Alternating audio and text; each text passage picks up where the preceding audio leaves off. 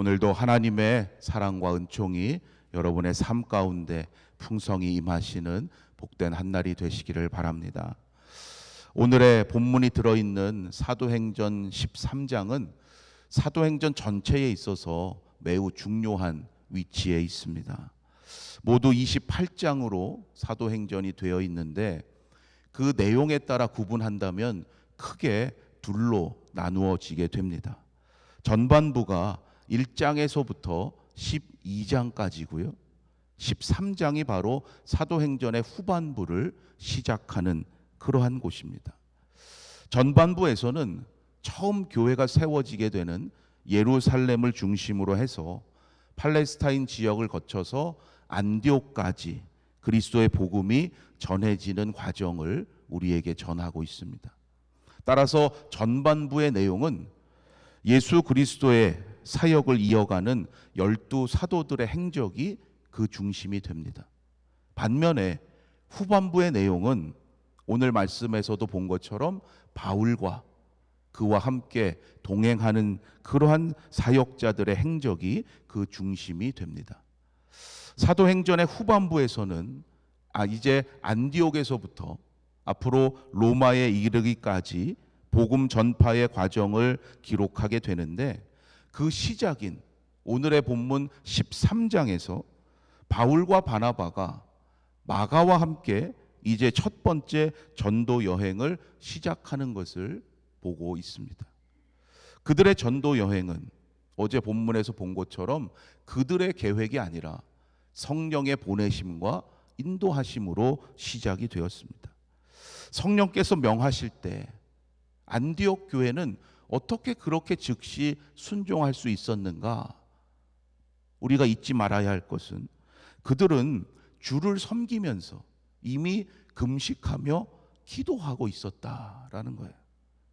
영적으로 깨어 기도하면서 성령의 음성에 그들은 귀를 기울이고 있었다는 거죠. 여러분, 늘 깨어 기도하는 자가 되시기를 바랍니다. 이 귀한 자리가 그래서 복된 자리인 거예요. 그러할 때 우리는 내 생각이 앞서지 않게 되고 먼저 하나님의 뜻을 구하는 자가 됩니다. 그래야 내 계획대로가 아니라 하나님의 선하신 인도하심을 따라가는 인생이 됩니다. 그렇지 않으면 여러분 대개 언제 기도하게 됩니까?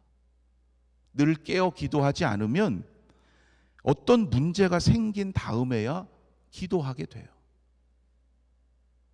여러분, 기도는 문제가 생긴 다음에 하라고 명하신 것이 아니죠. 여러분, 그 순서가 바뀌어야 됩니다.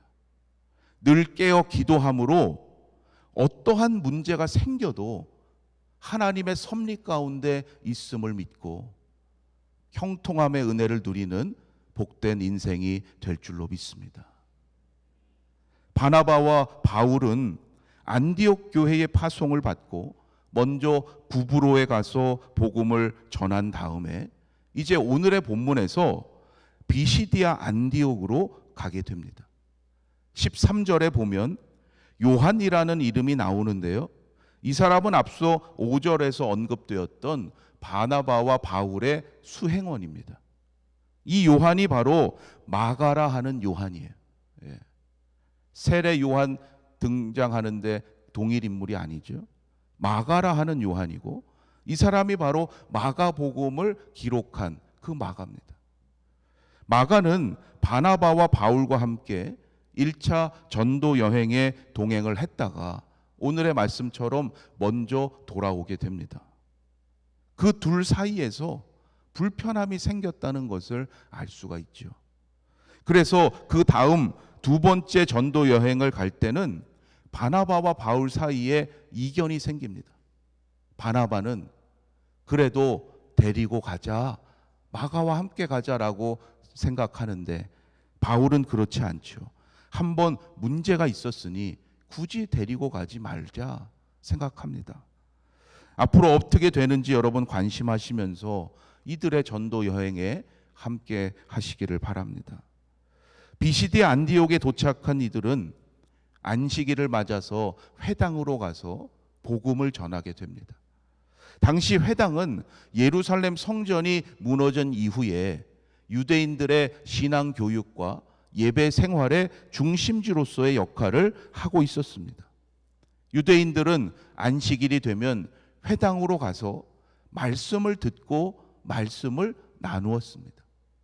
평신도였던 회당장들이 있어서 그날 사람들에게 읽혀진 성경 말씀을 정해주고 회중들 가운데 그 말씀을 듣고 누구든지 마음의 감동을 받아 말할 것이 있는 사람이 있으면 회중들 앞으로 나와서 설교처럼 말씀을 나눌 수 있도록 했어요. 이러한 방식에 따라서 바울은 그 자리에서 회당장의 요청을 받고 그들에게 말씀을 전할 수가 있었던 겁니다. 이때 선포된 바울의 설교가 바로 오늘의 말씀과 내일의 본문까지 이어지게 됩니다. 오늘의 본문에서는 크게 두 가지가 그 내용의 핵심이라고 할 수 있습니다. 하나는 다윗의 언약의 의미와 중요성입니다. 바울은 구약의 긴 역사를 너무나 핵심적으로 간략히 정리하면서 다윗의 언약이 얼마나 중요한지를 강조합니다. 이것이 바로 두 번째 핵심으로 이어지게 되는데, 예수님이 바로 그 다윗 언약의 성취자로서 이 땅에 오셨다는 사실과 그 다윗에게 약속된 아들이 곧 구주이심을 설명합니다. 이러한 바울의 설명 가운데 중요하게 반복되는 표현이 있습니다. 27절에 보면 선지자들의 말을 응하게 하였도다 라는 표현이 있고요. 29절에도 성경에 그를 가리켜 기록한 말씀을 다 응하게 한 것이라. 바울은 이것을 강조하고 있어요. 그 자리에서 선포되는 그 모든 말씀이 그들에게 갑작스럽게 느껴질 수 있고 완전히 새로운 것 아닌가 생각될 수 있다는 것을 알았던 거죠. 그래서 바울은 이미 하나님께서 그것을 오래전부터 계획해 오신 것이고 완전하신 구원의 섭리에 따라 하나님께서 행하신 일임을 설명했던 겁니다. 그 구원의 핵심이 바로 예수 그리스도라는 거죠. 여러분, 하나님은 오늘도 완전하신 구원의 섭리에 따라 우리의 인생을 주관하시고 이 세상을 이끌어 가시는 줄로 믿습니다. 늘 깨어 기도하는 자는 그것을 깨닫을 수 있다는 거예요. 여러분, 늘 깨어 기도하게 하시는 하나님께 감사하실 수 있기를 바랍니다. 우리가 보기에는 그날이 그날인 것 같지만 하나님은 오늘도 새 날을 창조하셔서 하나님의 섭리에 따라 인도해 가고 계셔요.